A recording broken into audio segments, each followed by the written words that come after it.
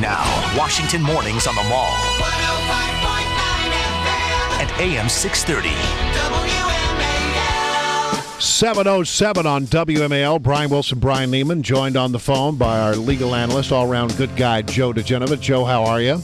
Better than Jamie Dimon.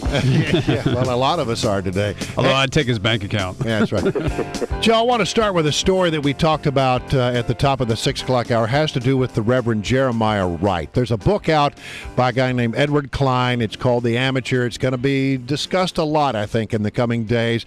One of the things comes in a conversation that he had with the Reverend Jeremiah Wright, where Jeremiah Wright laid out how the Obama campaign in 2008 wanted him to sort of go underground.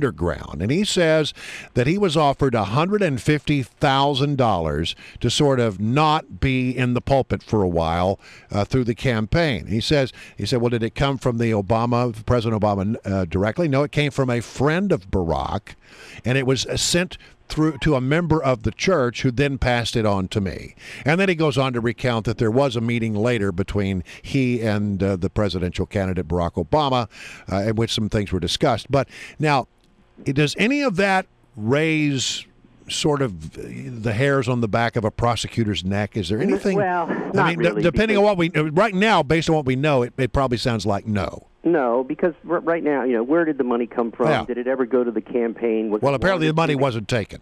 Yeah. So basically, it's a cocktail party conversation. Wright's problem, wasn't going to go away because he was not going to show up once in a while. The bottom line is we don't know enough to know, even if it were paid, whether or not it would be illegal. For example, I don't think the John Edwards thing is illegal. I just don't think that's a crime. It may have been something that the FEC might have wanted to do something about administratively, but these things, unless they involve direct payments from the campaign of campaign cash, are just too complex and difficult to deal with. All right. And so your thinking is there's no there. What if there was an email? What if there was an email that laid out? There could be a lot there. If there could be a lot there, but legally there's nothing there right now. What if there's an email that sort of that can be produced that shows that an offer was made and it came from somebody within the campaign? Well, which U.S. attorney in Chicago do you think is going to this? You think Patrick Fitzgerald, who kisses every Democrat's rear end, is going to be interested in this? Give me a break. Patrick Fitzgerald wants something in the future. He's not going to do anything to offend this president. All right. Point made. Speaking of the Justice Department, this leak into the Al-Qaeda bomb threat, the new underwear bomb, that was leaked to the Associated Press a couple of weeks ago. Right. We were wondering, where did the leak come from? And Mike Rogers, a Republican chairman of the House Intelligence Committee, said this week on Face the Nation that he thought it was chest thumping from someone within the administration. How are these cases handled, and who decides whether or not there is enough to prosecute? Well, the push for prosecution generally comes from the agencies themselves. Either the CIA or the FBI goes to the Justice Department and demands an investigation. And then the Justice Department either impanels a grand jury or starts interviewing people. The number of people who have access to information in any given case usually determines whether or not there's going to be a leak investigation. If the numbers are in the hundreds of people who had access, they tend not to investigate it because it's impossible. If the numbers are very tiny, they're more prone to investigate it. This is clearly a leak that came from a very high-level source. This is not a ground-level grunt in the intelligence community. Grunts in the intelligence community do not generally leak this kind of information. It usually comes from the top. And coming on the heels of the chest thumping after the taking down of Osama bin Laden, where, as you recall, Secretary Gates was going ballistic about the leaks about the killing. As you recall, he said he went to an NSC meeting and they all agreed there would be no leaks, and the next day the Washington Post was full with the entire story. This leak about the Saudi informant came from a very high-level official. And one thing that tells me it is John Brennan hasn't said one thing about the leak. Now, why is that? And the answer is it was an authorized leak and there will be no investigation. Mm-hmm. So even if the CIA makes a stink of it and some other people make a stink of it, it stops with the Obama administration, the Justice Department ultimately saying, there's nothing here. If Petraeus, who is the CIA director, although he appears to have dropped off the face of the earth in terms of visibility, it's true. If Petraeus makes a big enough stink, there will be an investigation. Whether or not it will be a serious one remains to be seen. But I can assure you, the people at the agency who ran this operation are furious.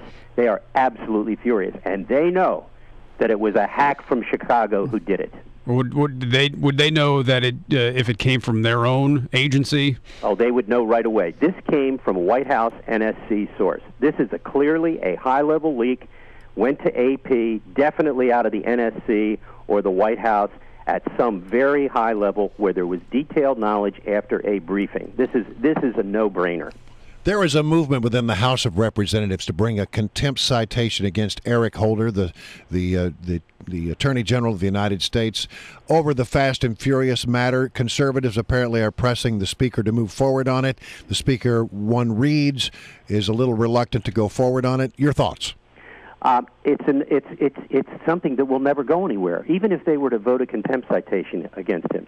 It gets referred to the U.S. Attorney for the District of Columbia, who works for Eric Holder. This is going nowhere. What they should do is continue to issue subpoenas. They should bring them up and ask them why they didn't comply.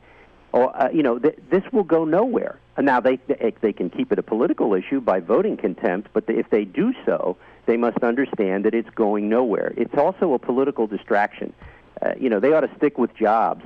They should continue to investigate, continue to assign blame, but realizing that a contempt citation is going nowhere. Boehner has this absolutely right. This is a nowhere thing, but they should continue to scream about it. But voting contempt is going to go nowhere. What's the statute of limitations on bullying? Can somebody still sue Mitt Romney for what he did in high school in 1965? Is that possible? The most interesting part of that case is what happened at the Washington Post. They published this big story on May 6th. Mm-hmm. And not a one word about it from Charles Krauthammer or Charles Lane, who, as you know, are the two big Washington Post people who are on Fox News. And on Friday and Sunday, Krauthammer and Lane, who were usually on one of those 2 days, if not both, were absent with no explanation. And that's because they could not attack the Washington Post story. Charles could. You don't think Charles could attack the? Charles Lane is actually an editorial writer, I believe, isn't he? You know what? I'd like to hear them explain it. And where there hasn't been one peep from either Fox or Charles Lane or Charles Krauthammer. By the way, before we go, Jose Rodriguez, great American. And here's what he didn't say about the pain that all those former CIA officers are going through. Mm-hmm. Before he left office, George W. Bush could have ended this whole thing by pardoning everybody involved in this, like his father did with Caspar Weinberger. George W. Bush didn't pardon any of these people, and it is forever a shameful mark on his presidency. And the reasoning behind that was because he wanted someone else to look into it? Because it's always about the Bushes. The same thing. This is so disgusting what George W. Bush did by not pardoning all of these people. Instead of doing the right thing, he was worried about his legacy and history. Remember, he didn't want to be the next Hoover back in 2000, with the big thing.